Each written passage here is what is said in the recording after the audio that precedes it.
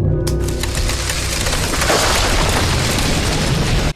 name is Nancy Roberts. I'm an economics professor at Arizona State University, and today's discussion is going to be about elasticity of supply. How responsive are producers to increases in price? We've previously looked at how responsive consumers are to increases in price, what will happen to the quantity demanded. Today we want to look at what will happen to the quantity supplied when the price increases. So, as we know, the law of supply says, as price increases, quantity supplied increases. But what we want to look at is different responses to increases in price. So, let's draw a supply curve. Let's draw two supply curves.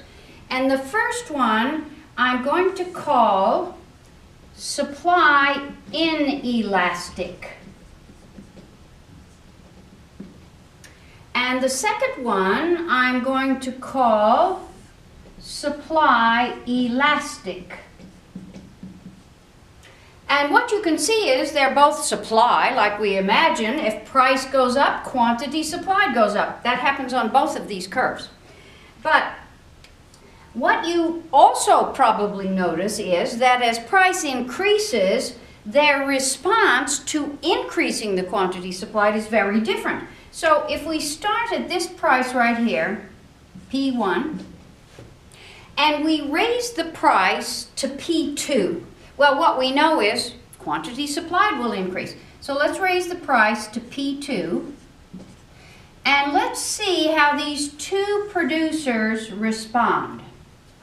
Okay, if price goes from P1 to P2 on the relatively inelastic supply curve, quantity supplied goes from Q1 to, I'm going to call this Q sub I for inelastic. So, here's the response of this producer to the increase in price. Now let's look at the response of the other producer. Price goes up from P1 to P2. This producer increases his quantity supplied from Q1 to QE. So the increase in quantity supplied is much more responsive. Why does this producer respond so much more than this producer? And it doesn't have anything to do with, well, he likes profits more. It has to do with what are the determinants of supply. And there are a few determinants that limit a producer's response to increase in prices. The first one is what I would call storability.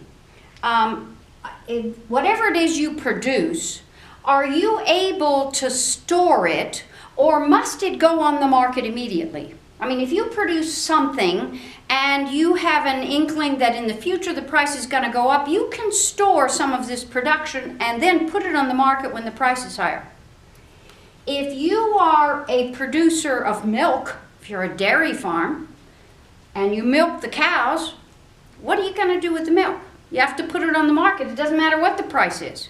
So if you are able to store your product, then you can be much more responsive to price.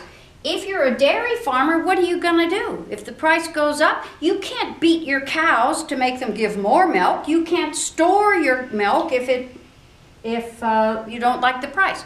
So storability is important. So we could list the determinants. And the first one would be storability. And the second one would be the nature of the production process itself. Let's say that the price of oranges skyrockets. And you're a citrus farmer, and you're very happy that the price of oranges has skyrocketed, and you would like to even supply more oranges. But you only have 50 acres of orange trees. If you plant more orange trees today, in 7 years, you'll be able to put more oranges on the market. In other words, your production process is such that you can't just automatically increase your production. So I'm just going to put the nature of the process, your production process. Nature of process. And of course, then the last one is time. Over time, supply will become more elastic for all things. We'll be able to solve these problems. So we measure elasticity of supply the exact same way we measured elasticity of demand. The only difference in the formula is that instead of percentage change in quantity demanded, it's the percentage change in quantity supplied. And that's going to be over the percentage change in price. So this is how we measure elasticity of supply, which is exactly the same way we measured elasticity of demand, only this time we're talking about the change in the quantity supplied. So this is another element in our discussion of elasticity. The next lecture we're going to discuss income elasticity. We're going to measure consumers' response to changes in income.